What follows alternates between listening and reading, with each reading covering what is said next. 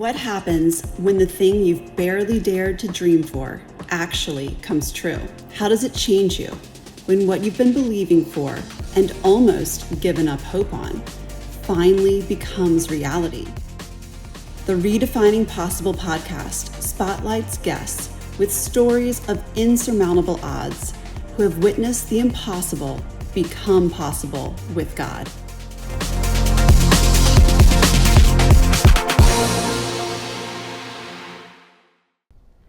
Hi, welcome to Redefining Possible. I'm your host, Peyton Hoffman, and with me today is Julie Joy, student at Pepperdine, amazing law school applicant, and podcast founder. I mean, you and amazing ministry and woman of God. So welcome, my dear. I am so happy to have you here. Thank you. Thanks for joining Redefining Possible. Thank you so much. I'm so honored, Peyton. We met briefly, but we had such a good conversation in like 5 minutes. And I just felt so invited by you, and you're such an authentic, genuine person. So the fact that we get to have a conversation means a lot to me. I love that. So well, and we bonded over Gen Z, which is something that is a passion for both of us in different ways. And, you know, talk to me a little bit about just your background and kind of for those who don't know you, who maybe don't go to Pepperdine, a little bit about that.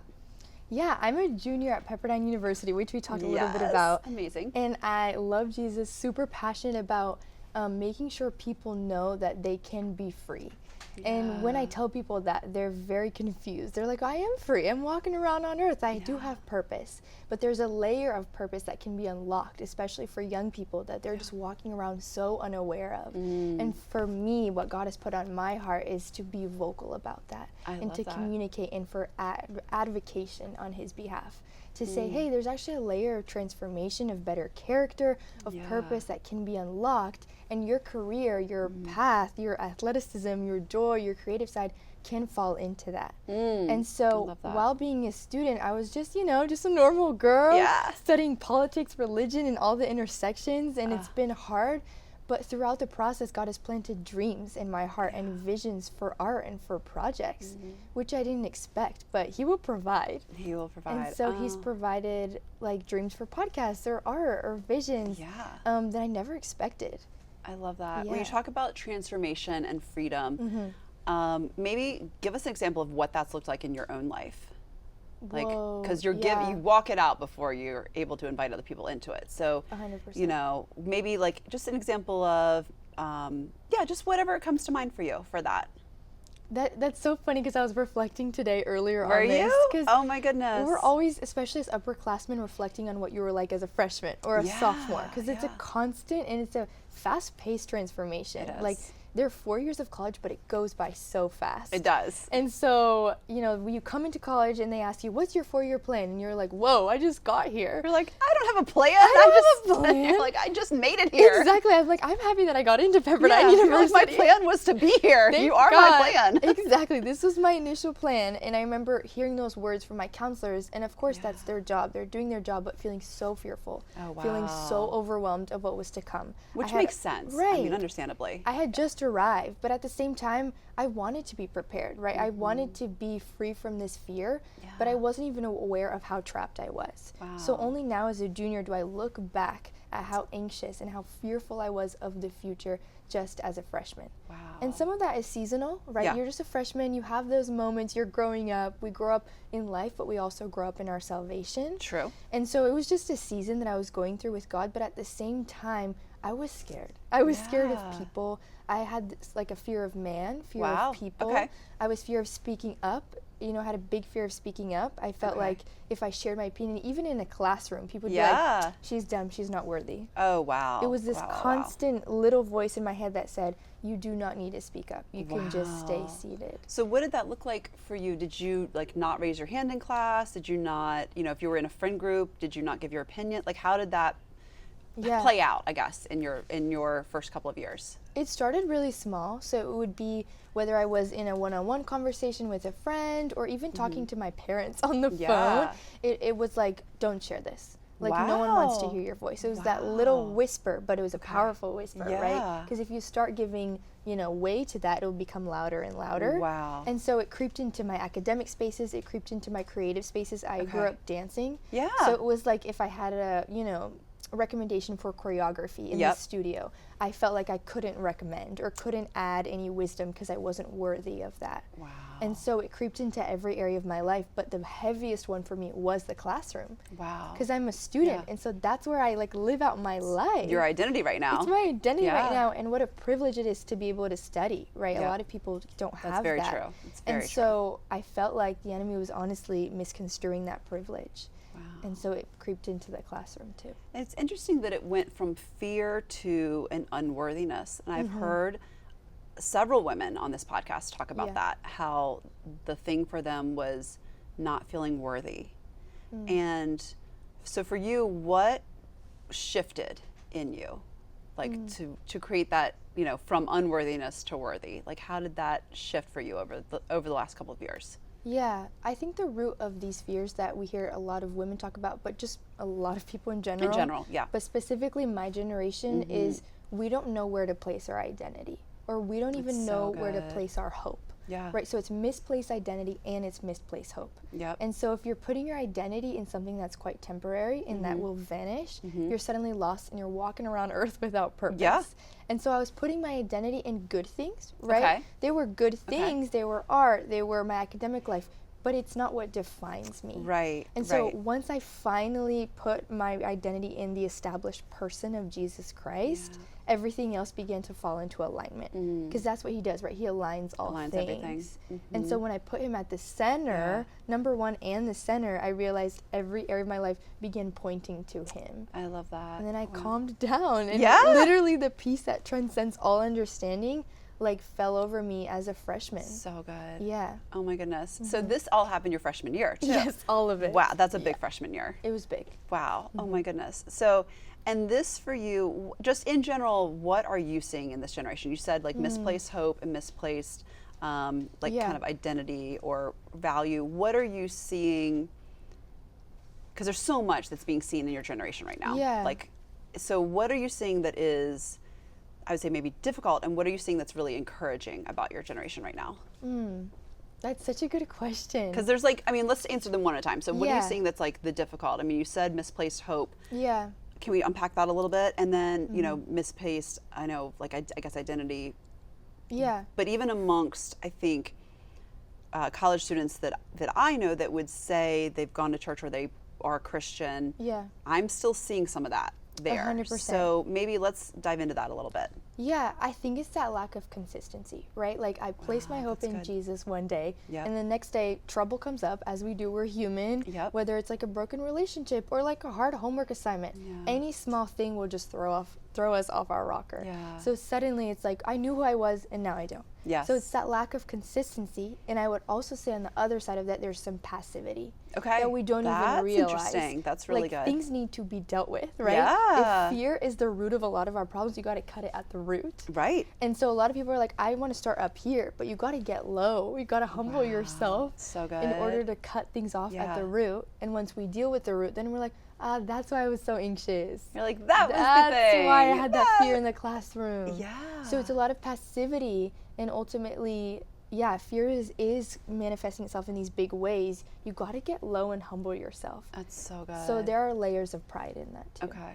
Yeah. And then what are you seeing that is encouraging about Gen Z? Because I think there's a duality. I see a lot that is so encouraging, and I know 100%. There's people that have kind of written off this generation, and it's no. No. So what are you seeing that's really encouraging right now? Yeah, I would say exactly what you said. I think our generation is very misunderstood. Yeah. I think words that are thrown at us a lot, which is also a responsibility of the older generations to not speak death over us. Yes. But to speak life over us. Even when we struggle. Yeah, for sure. We're gonna struggle. Everyone does. And everyone. y'all did too. Yeah. You know what I we mean? all did. We all did. We all still do. I mean, please, come on. Exactly. So we're all It's a lifelong thing.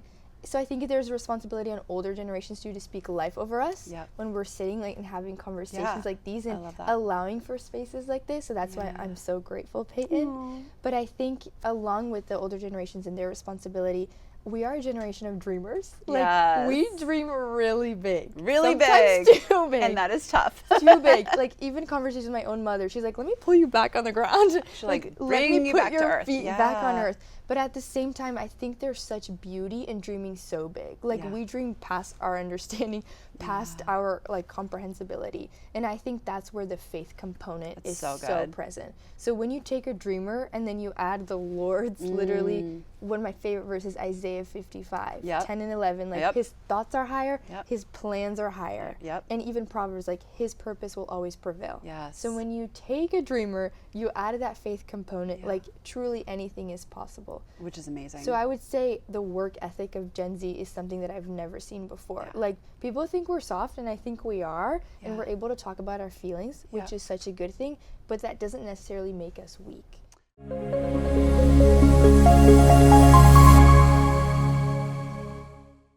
we're able to talk about our feelings, which is such a good thing, but that doesn't necessarily make us weak.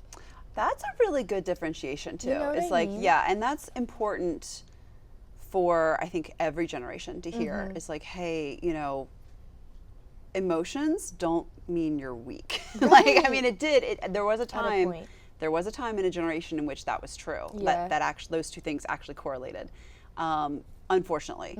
And so what I love about, I think, each generation is we can talk about things, but like you said, your generation is working really hard and they're dreaming really big, which can be, for folks who maybe haven't dreamed that big or in that way, it can be hard to just wrap your brain around something that is just different and that you don't understand. So it doesn't make it wrong. It's just hey, okay, help me understand the dream that you're dreaming. Help me understand, help me unpack that. Help me see what you're seeing. Yeah. And that just comes through communication and through openness. But there's nothing weak that I see in that in your generation. And that's just me. But I don't see that at all. I see, kids that are fired up, students that are fired up, not kids. Hey, we still are kids. No, I've been told by the students that I work with, do not say that. Students. Yes. But fired up for the Lord and fired up for the big thing that I see in your generation that I think makes me so excited, other than, the amount of students that are just coming to the Lord right now, is the desire for authenticity. 100%. And this rejection of everything that's fake, which I'm so thankful. It's just it's so wonderful that there's this generational shift that's been happening. Speak to that, because I know you're passionate about that. So talk to me about what that's looked like in your life, and even just how that plays into the Knowing God pod, which we're going to get into. I think what I would add to that fired upness is definitely a sense of purpose. We're seeing people fired up because suddenly everything has been aligned. So when I have my purpose, I can move at a faster pace. So people are where's this coming from? And I'm we've been here. It's just God confirming things, and when He confirms, we can move at a faster cadence and a pace, right? Keeping in step with Him. I love that. So the purpose is different. The purpose is suddenly different. And I would also add to that is that I've never seen such a generation that wants to serve other people. Yes, that's a Pepperdine University thing. Their slogan is we want to train up servant leaders. So you're a leader, but you're a leader only so that you can get low and serve other people. So I'm seeing a generation fired up, rejecting everything that's fake so that they can serve other people better. Which is so beautiful. It's not for themselves. No, it's really beautiful. No, I love that. And, for you, you were applying for law school. So you have a podcast that just launched, but let's talk about how you got to the podcast, because this is hilarious. It's only God. These two things were not connected. No. No, and it's a funny story. We talked a little bit briefly about it. I love it. Unpack it for everyone. I think it's so great. I'm honestly in the process of processing it all. So great. Process it on camera. It's fine. Let me process it with you over here. It's like therapy. Amen. But basically, I'm doing law school applications. I'm in a meeting with kind of a law professor / counselor. And you're pre-law, right? I'm pre-law. You are pre-law. So majoring in political science, but the goal is to do something in law. Okay. So to get to the JD and then move beyond that. Hopefully government, all those dreams. Yes, I love hope, if it's in the Lord's will. Impact and change. I love it. Yes, just influence in some way. Yeah. And so I'm in a meeting with kind of like a counselor. She's saying, you have to put something interesting on your law school application. When you're writing your personal statement, it can't just be your LSAT score. Like, what else do you offer? Because they have to remember you. Yeah. And I said, what do I have to offer? I'm not really sure. Like, I had, I'm a Brazilian, I speak Portuguese, so there's more than one language on there. There's some cultural aspects. But what project or vision do I really see? And in that moment, it was like I received a download from heaven, is what I call it. Wow, I love it. A download, and it started to sink into my heart and my spirit, and I heard the word podcast. And I was like, okay, like I could see that for myself, but I kind of thought it was a joke, and I didn't really take it seriously. God, this is how we're here today. Yeah. This is same. Isn't that funny? Like, same. we really do, like, the Lord's laughing at us because he's like, no, I'm very serious about these things. I'm very serious. Yeah. And so I had that idea, but then that thought and that doubt of like, I don't want this podcast to be just a resume builder. Right. And that's what happens a lot in college student life. Like, I'm going to add all these things to my plate simply for the fact of my resume. For the show of it. Yeah. For the presentation of it all. And so I said, Lord, if it's from you, make it clear. If not, like, I'll move on. Something else will be added to the resume. That's okay. Wow. But it's like what you said. I want it to be authentic, and I want it to be genuine and from you. Yeah. And so from that day on, I began having dreams, getting visions. Oh my goodness. Or like people coming up to me being like, you want to start a podcast? I think you should. Like, random encouragement that I didn't even ask for. I love it. And so the Lord confirmed in big and small ways.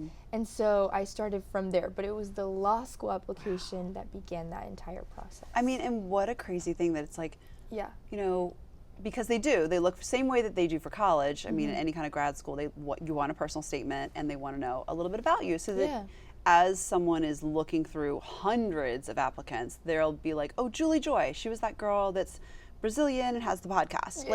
I mean, honestly, it's like that's kind of what it comes down to. And when you're looking at that many applicants. And so what I think is so wonderful about that is just, one, the reflection of like, well, what do I have to offer? Like, what, Scary. That can be a little panic inducing. I mean, that's sort of similar to going for a job interview. And, you have the skill set, but at the time that you come into the office to meet with someone, one-on-one, if they're taking that time for you, they already know you can do the job. They just want to know if you're going to be a fit. Right. And so, that means like, that is the intangible. It's what do you bring to the table? The skills can be covered on paper, and they can be covered over the phone. It's like, if you're meeting with someone face to face and they're taking that time, it is because they want to know, do you fit here? And, what kind of an asset would you be here? And a lot of that is just like you're saying, the intangible personal statement type stuff. And I love that you were like, a podcast. No, why? Yeah. Yeah. So how did it evolve on becoming the Knowing God pod? I mean, just in terms of what you would be talking about.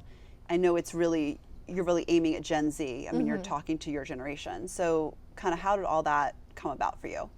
Yeah, so I first kind of got an image. Like, I got an image in my mind, which I think is how God speaks. Yeah. Like, he's super creative. Yes, super creative. And especially people speaking into that. So I gathered a mini team. So I had a friend that was really good at photography. Yep. I had a friend who was a really beautiful artist. I didn't know how she would be involved, but I knew there was skill that I could use and she could speak into. So I gathered, not necessarily like, oh, we're going to have a meeting, but one-on-one, I would just pick their brains. And so I started picking their brains because honestly, I don't consider myself a content creator or creative. I get that. I get that. So it was a whole new world. It felt like I was stepping into a new planet, right? Yeah. So I gathered a team and they gave me ideas, but at the end of the day, it was just in prayer. Yeah. It was just in prayer that I received what the first episode would be about, I or love that. where I would even film, Okay. how I would edit, Yeah. how I would do visuals and audio. And I pretty much do everything on my own with my friends helping here and there, because that's what it is in college. Like, and I'm But that's grateful. the best. That's the best way to learn, though, because you're learning all these things for the future. I mean, you're learning these skills, and you don't know how God's going to use this in the future. Like, it may not be a podcast. It might be a film. It might be, I know you have a heart for justice, so like it might be something that's that. But you need to know all these pieces of AV, and you just, you're learning. You're in training. I just feel like this is such a training ground for you. 100%. And so I literally film in my dorm room. I was going to ask you. Okay. So you are filming in the dorm room. Yes. I love it. But that's so authentic. I love it. And I kind of love it. Like, Yeah. I feel comfortable there. Yep. My roommates know, hey, from this time she's filming, nobody come in. Oh, that's good. They're super graceful with me. Yeah. And it's that aspect of, like, not only women supporting women, but Gen Zers supporting Gen Zers. Like, hey, if God put this on your heart, we want to confirm and witness the progress of this. Oh my goodness. And so they've been such beautiful supporters of that too. So talk to me about, I mean, just on that topic, the importance of community for you, because I think it's huge that you're saying, you know, they are recognizing, hey, if the Lord put this on your heart, we want to support it. So many people, men, women, doesn't matter, don't have that. So talk to me about just the importance of community and who have been the right people to surround yourself with. Like, obviously they need people that are speaking life into this and believing in you. But like, do you have mentors? Like, who's kind of in your community right now? Yeah, I think a few things come up when you say that. I think the first thing that I had to learn at a very young age, when my mom spoke this into me and like taught me, was that you don't necessarily go looking for belonging, you bring belonging wherever you go. Oh, I love that. So if I'm walking into an environment, I'm like, hey, you belong here because I do, right? So we just belong. So I'm bringing belonging. I love that so much. Oh my so goodness. I think a lot of people have to walk in with that confidence of being like, instead of immediately hitting what we call now like a victim mindset, sometimes we can step into that and it's not time for that. Yep. And it's almost like, you're not even a victim, and so if that were to happen later on, you would be a little mixed up. Yeah. But what I'm trying to say with all this is, I think you have to walk in already speaking and believing in what your identity is in Christ already. So good. And so when you walk in with that confidence, you also attract that type of confidence. Yep. Is what I found. And it's not an arrogance, it is truly just a confidence. Yes. And so I found that similar boys and girls and women and men, girls and guys, have just been attracted to that confidence because they carry that too. Because they carry it too. Yeah. And they see it and they recognize it. But totally, I've seen seasons of my life where I've been lonely. Yeah. And then the verse that comes to mind is like, hey, God takes the lonely and puts them in families. And that was my story for a long time, Peyton. Wow. Like, to be totally honest with you, it's just me and my mother. Yeah. And so I'm very used to small groups. Yeah. Very used to... Like one-on-one. Yeah, one-on-one. Kind of yeah. And that's okay. And so when I started getting like more friends, I was like, whoa, Lord, there's that lie of unworthiness again. Right, it's getting too big. Is this even real? Yeah. Right. But was it overwhelming? It was overwhelming because it's just it's an outpouring of love. So it's a lot of love. Yeah. And still to this day, I might even get emotional about it. We have tissues somewhere. Wait, we do. Somewhere on this set. I think they're behind maybe the chair. You're good. We have it. People have cried here. No, because it's real for me and I'm still walking in it because I'm just 20.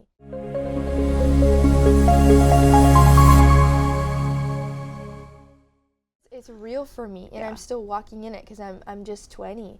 And so it's the outpouring of love over and over that God doesn't only speak through himself and his audible words, but he speaks through other people. Oh, for sure. And so it's like people my own age and mentors. And like I sit with people pretty much once a week. Oh, that's wonderful. And they like counsel me. That's wonderful. So there's certain things I do, but then again, I had to go searching for a mentor too. So that's the thing that I think, just to park on that for a second, I think the importance, maybe you can speak to the importance of mentors in your life because that is something that I am seeing lacking in your generation. Just that, whereas maybe, I think when I was growing up, I had personal mentors, I had professional mentors, like there were just different levels of mentors, and there still are that are speaking into my life. And again, yes, some of them I sought out, some of them I just kind of saw the Lord bring us together, which is really beautiful. But speak to me about just how important that's been in this season of doing things you've never done before and still learning who you are and what the Lord has for you. Like, how has that really helped shape you? Yeah, I think one thing I've learned in the season of new and unknownness is one, to honor your parents too. That's so good. Like, I call my mom every day with just like a recap of my day, but also questions. I think sometimes we immediately go to like professional people, which is amazing, but also forget that we have the number one mentor in our parents too. Yeah. Not for everyone. Yeah. But in my case, I have my mom. Yes. And so I call her. But in addition to that, the Lord did bring me other mentors along the way. And he's very seasonal with the mentors he brings, Yes. right? And so the Yes. mentor that I have right now, she's a super creative girl. Oh, but love she's that. also done business. Smart. But also has worked in the church. So it's like all the things I'm praying about right now, she does for a living. Oh, that's so good. And has done. That's so good. So it's like God will provide mentors that are steering you and teaching you how to steward influence for this season. No, that's so good. Right? He's very present. That's so good. And I also think we have to choose the right mentors too. Speaking to that, because You know? I think yes. Because we make mistakes sometimes. Yes. Okay, let's Yeah. chat about that for a second, Okay, because okay. that's also a thing that I think, how do you know if somebody is the right mentor? Let's talk about that. I think we have to look for wisdom. Yep. And I think wisdom is not always obvious on the outside. Yeah. Right? You actually have to sit and have a conversation with Yeah, someone to agreed. be like, they are a wise human being. They know what they're talking And, about. wow, it's not only the experience, like there's something else in there. Yeah. I think it's spiritual, and I do believe in that faith and discernment aspect of things. Yes. But it's not really an age factor or what they do for a living. It's, do they carry that wisdom? And are they constantly also seeking to grow themselves? Yeah. Like they haven't plateaued or arrived anywhere. Oh, no, that's really good. Ooh. I will say professionally, and I'll speak into that just because like you're stepping into that season. Yes. Is for me, I specifically look for mentors, and it could be men or women, that have done or are doing the things that I want to do. Yes. So, and that can be seasonal. It could be, many, many, many years. So that, I think it doesn't make sense to look for a mentor that's doing something or that hasn't done the thing that you're trying to do in your Right. life. They'd be coming to it from a different perspective. They really wouldn't have the perspective of walking through it to be able to even speak into you. And I think that's a really important piece for mentors to have. So that's a piece that I would give you, is just like That's look for wonderful. people that are doing the thing or have done the thing that you're trying to do. And it sounds like you have that right now, which is amazing. So that's kind of a freebie for Thank everybody, you. because I'm like receiving everything right now. it's just, I think it's so important. And I hear of folks that are wanting to go into entertainment, and they'll go talk to somebody that's in a completely different field, and it's like, not that field can't intersect. Let's say it's like law, lawyers or business. Like obviously entertainment, they bring in lawyers, they bring in business, like all that can intersect. Yeah. But it might make sense to look for somebody who has also done several years in entertainment, if that's where you want to be. Yeah. So I think from that side, I just sort of look at that and I'm like, okay, make sure it's somebody that actually is qualified to speak into your life, whether Yeah. that's spiritually, whether it's relationally, whether it's, professionally. I think that's a really, really important thing. No, I agree with you 100%. And I think where we struggle with that is we ourselves don't know what we want to do yet. Yeah. And so when I'm like talking to you or talking to my mentor Holly, I'm like, I think I want to do this. Yeah. I'm not sure yet. I'm walking closely with the Lord to hear his whispers. Yeah. But right now I'm searching for example, I want to be a lawyer. Yeah. So I'm searching for someone who's actively in the law field. Yes. But then if the Lord changes that, or a vision or a dream changes, or a layer's added, then my mentor shifts with that. Yeah. Right? I think it would have to, Yeah. So learning along the process. Well, and that's part of the discernment, just of where you're at and figuring out those paths. I think that's really key. And I love that, like, you're actively doing the work to find that out. So tell us about the podcast. Okay, it's called, I'll spoil it. It's called the Knowing God Pod, because I've already said it twice. Yes. I'm so excited about it for you. Thank you. Also love the name. That's really easy to remember. So thank you for that. Okay, what is it about? Yeah. Like, what has the Lord put on your heart for Gen Z? Like, I actually have not had a chance to watch any of the episodes yet. so good. So tell us, Okay, so one episode is out. Oh, fresh. that's it. I thought you had two. I have two done, but in Okay. terms of releasing. Gotcha. Okay. But you're right. I did tell you the VIP. Yes. I did tell you. I was going to say, wait, I know there's more than one. No, multiple are complete, but yeah, it's a yes. process to release. Gotcha. Okay. Yeah, but the vision right now I kind of split it up into two parts. I'm calling them season 1 and season 2. I like this. Okay. And because the Lord does that, he gives us layers. He does. He Seasons. does. Yeah. And so season 1 is getting kind of what I was talking with you earlier about, like roots of bigger issues we'll get into in season 2. Yeah. So season 2 is those really big issues that we see in our world today. Like, honestly, political divisiveness. Yeah. Or as a young person, like, do I engage in party culture or do I Yeah. not? Like those big concrete questions that only this group of people really know the details of are the episodes for season 2. But for season 1, there are some things in the heart that need to be dealt with in order for us to really confront those things. I love that. So that's the vision right now. I love it. So you're doing it by topics and breaking down the different topics for folks. And then what are the things that, I mean, are these, I would take it, these are questions that like you've actually struggled with. You've been like, do I, okay.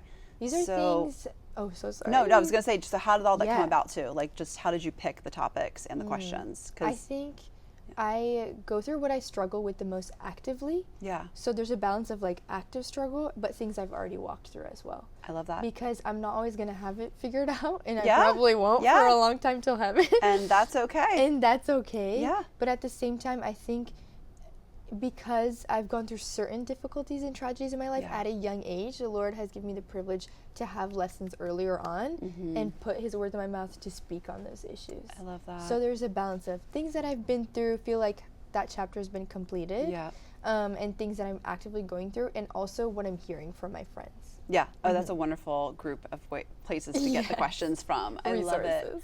So in creating the podcast, you know, going from law school to podcast, you know, was there a moment, well, actually, it doesn't have to be related to that. It could be just in your school journey as well. Was there a moment when things just looked impossible for you, where you were just like, I don't know if this is going to happen? Whoa.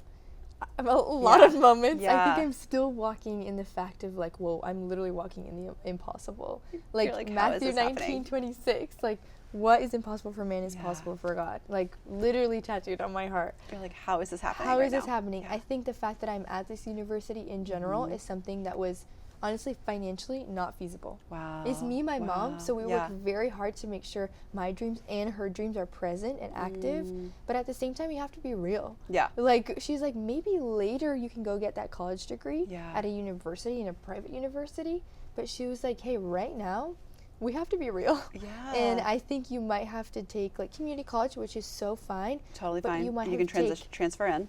Exactly, but you might have to take one class at a time. So it was like even the class size was smaller. So like in terms of courses. So because of the cost. So let's just be honest like that. Yeah, because of the financial constraints. Because college is expensive. It's so and it's getting more expensive. It's getting more expensive. And you go to a private university, let's just put that out there. We love it. But you go to a private university, that is more expensive. 100%. And you see it in the way the universities run and all those beautiful, fun, hard things. But I think it was that first. Getting into Pepperdine in the first place was a journey. It was impossible. Wow. And I remember literally, I had 24 hours before I had to make my decision. Oh my goodness. I got in, but I couldn't afford it. And so I tried calling, you call the financial aid office, you pray about it, you do all the things you can think of. And I'm looking at the clock and there are 24 hours left and I have to make my decision if I want to go to this school or that school or honestly just withdraw from the whole process. Oh, wow. Because it's a quick process. Like they prepare you junior and senior and then all of a sudden it's like, okay, where are you going to college? Like decide now. Yeah.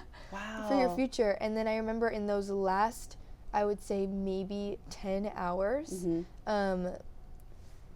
to kind of summarize the story because it's a long story, an opportunity came up where I would have everything covered. Oh, wow. I have goosebumps right now. Oh my gosh, I have chill bumps. That's incredible. I know. Wow. So it was one of those things where I was like, I prayed for it. I really did. But I didn't even pray for it that much. Yeah. But it's just the Lord's kindness with his children and being like, I know how deep this desire goes, and she's even unaware of it. Yeah. I was unaware of how much I wanted to pursue an education. Yeah. Well, and for you, it's a generational thing too. 100%. So it was a gift for you, but it also had to transform your mom's faith too. That like this could happen. Yeah. Because she was one that was sort of like, and just because she just saw reality, I mean, she was looking at what was in front of her, like, hey, we might be doing, community college and maybe one class at a time. That feels more manageable.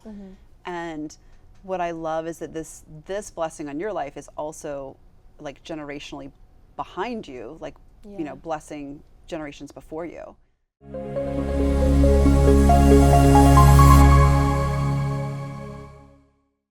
Blessing generations before you, which is so wild.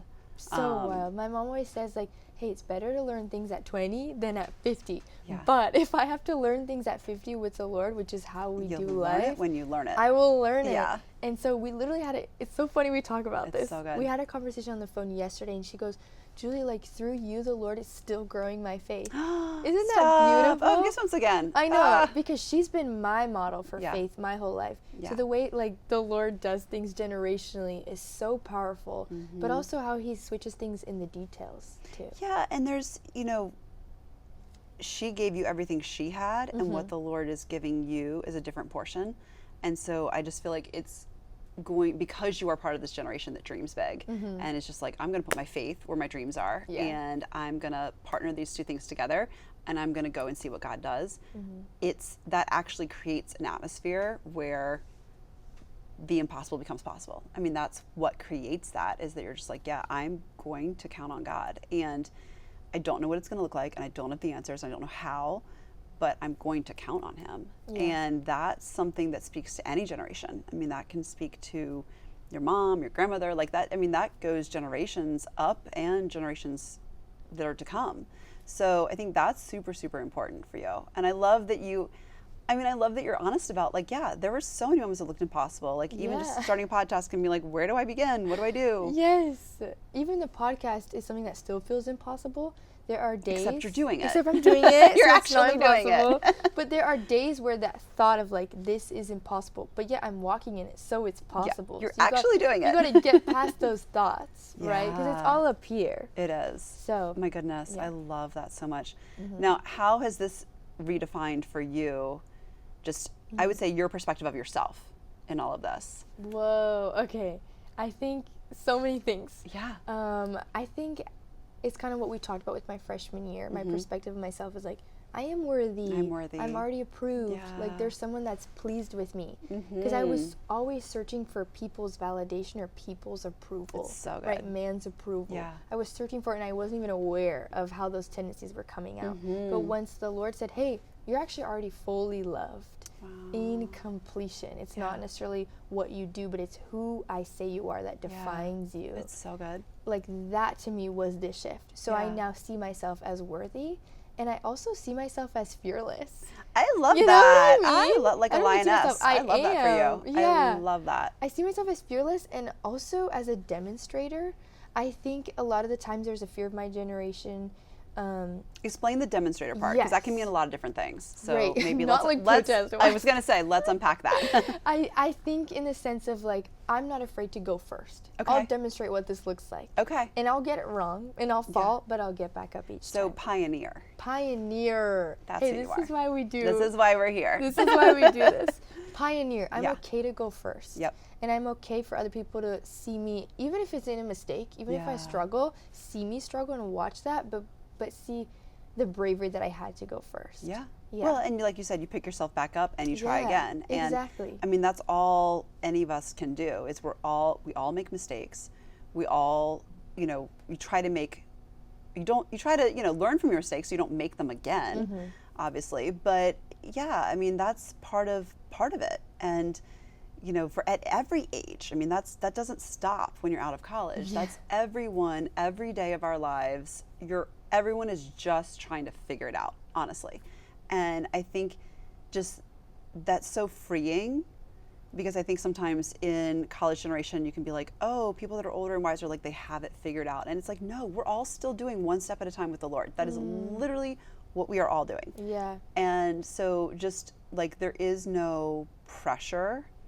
There is no expectation to have, like, I think we can put that on ourselves sometimes, and like, there is no expectation to just have it all figured out. Like, that actually doesn't exist. Yeah. And yeah, I mean, I love what you're saying. Like, I'm fearless. Like, I'm a pioneer. Yeah. I'm like, you're worthy. Yeah. How has it transformed your faith in, like, just the Lord, I think, in general? Yeah. I think it's taught me that His hope doesn't put us to shame. Yeah, like, wow. You can be consistent with your hope.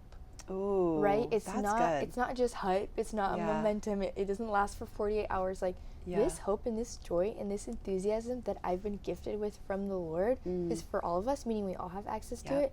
And two, it's consistent. I love it's that. forever. And so he's just shown me of how consistent and how forever he is. Oh, I love that so much. You That know? speaks to me right now. That's so good. Yeah. That's so good. Because I think with the turbulence of life and the pains and the brokenness that we live in the world, it's so easy for our hope to be diminished. Yep. Right? And the light feels so faint. And I'm holding on to this flame and I'm like, Lord, this is all I have. Like, it is a spark. There's not even a flame anymore. It How is am I like, supposed to fan this? what do I do with this? Yeah, and then he shows you, well, the spark is not even yours in the first place. So the responsibility for you to carry it and growing it is also not on me.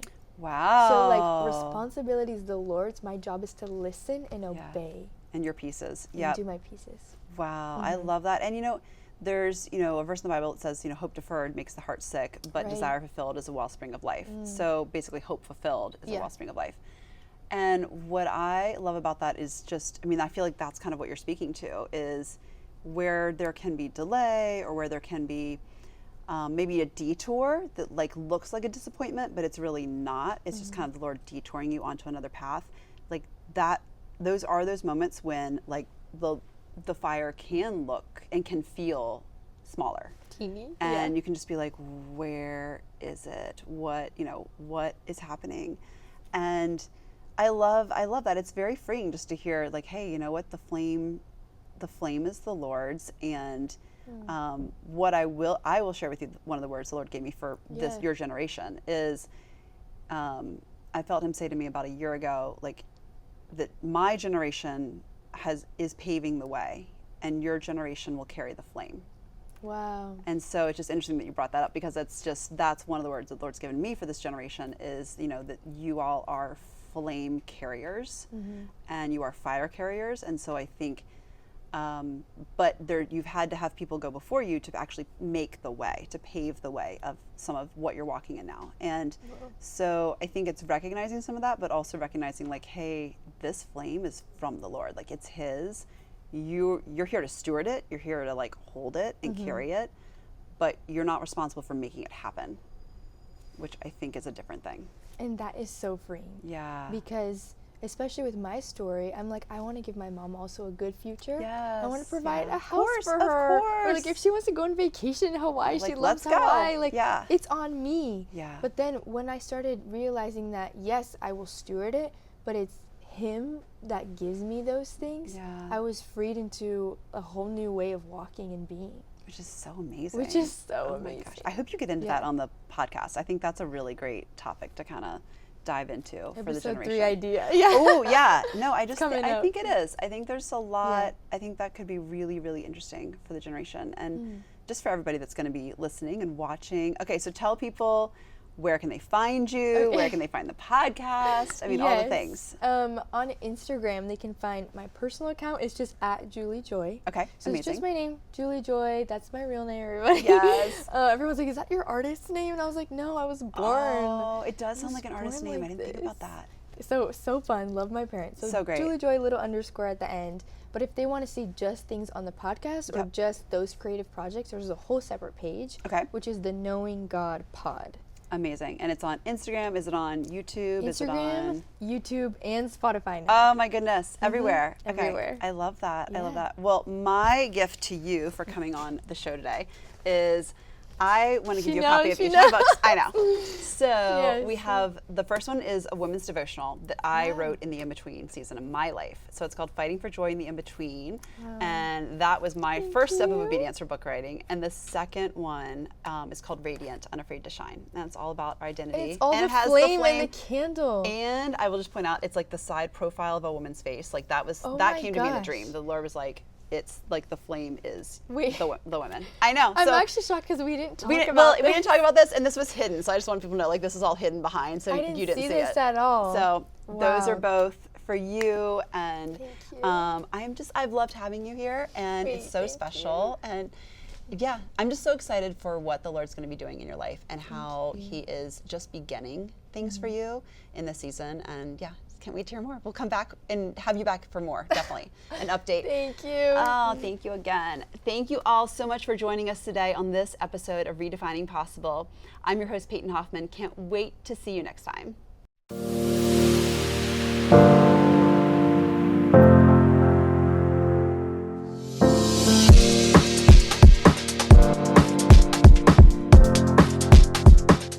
What happens when the thing you've barely dared to dream for actually comes true? How does it change you when what you've been believing for and almost given up hope on finally becomes reality? The Redefining Possible podcast spotlights guests with stories of insurmountable odds who have witnessed the impossible become possible with God.